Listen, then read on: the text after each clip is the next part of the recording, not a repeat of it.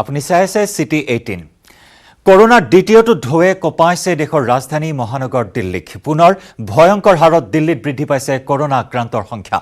corona আক্ৰান্তৰ সংখ্যা বৃদ্ধিলৈ চাই পুনৰ লকডাউনৰ দিশে আগবাঢ়িছে দিল্লী ইতিমধ্যে দিল্লীত আংশিক লকডাউনৰ পোষকতা কৰিছে মুখ্যমন্ত্ৰী অৰবিন্দ কেজৰিৱালে কেন্দ্ৰৰ অনুমতিৰ পাছতে ৰাজ্য চৰকাৰে জাৰি কৰিব লকডাউন অক্টোবৰৰ শেষৰ পৰা দিল্লীত বৃদ্ধি পাইছে কৰোনা আক্ৰান্তৰ সংখ্যা 3 নৱেম্বৰত 6725 জন লোক আক্ৰান্ত হৈছিল কোভিড-19ত আৰু তাৰ পিছত 11 নৱেম্বৰত আক্ৰান্তৰ সংখ্যা বৃদ্ধি পাইছে 8593 জনলৈ এই মুহূৰ্তৰ অতি গুৰুত্বপূৰ্ণ খবৰ আমি জনাইছো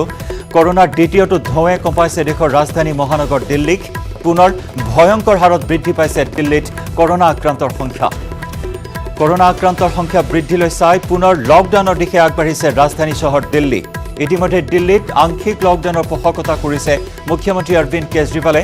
কেন্দ্ৰৰ অনুমতিৰ পাছতে ৰাজ্য চৰকাৰে জাৰি কৰিব লকডাউন অক্টোবৰৰ শেষৰ পৰা দিল্লীত বৃদ্ধি পাইছে কৰোনা আক্ৰান্তৰ সংখ্যা 3 নৱেম্বৰত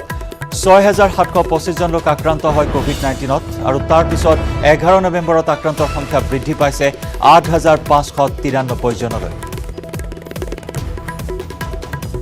प्रस्ताव केंद्र सरकार की अप्रूवल के लिए भेजा जा रहा है कि अगर कहीं पे अब दिवाली खत्म हो गई है हम उम्मीद करते हैं कि बाजारों के अंदर जो इतनी ज़्यादा भीड़ थी वो भीड़ कम हो जाएगी और हमें ज़रूरत नहीं पड़ेगी लेकिन अगर ज़रूरत पड़े और सारी कोशिशों के बावजूद भी अगर किसी बाज़ार में हम देखते हैं कि सोशल डिस्टेंसिंग और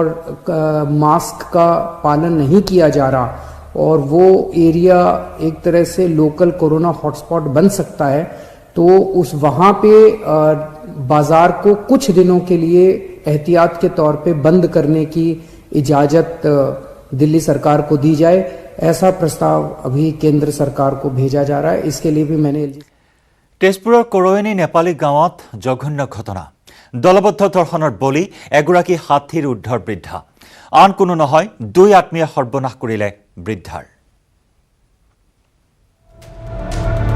তেজপুৰত দুই ভতিজাকৰ বৰ্বৰতা হাতীৰ উদ্ধাৰ বৃদ্ধাক দলবদ্ধ ধৰ্ষণ তেজপুৰ সদৰ থানাত গোচৰ পলাতক দুই নৰপিশাচ হবিবুৰ ৰহমান আৰু মন্নাছ আলী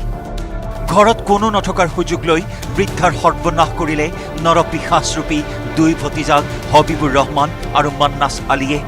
পথাৰলৈ চোঁচৰাই নিলে মহিলাক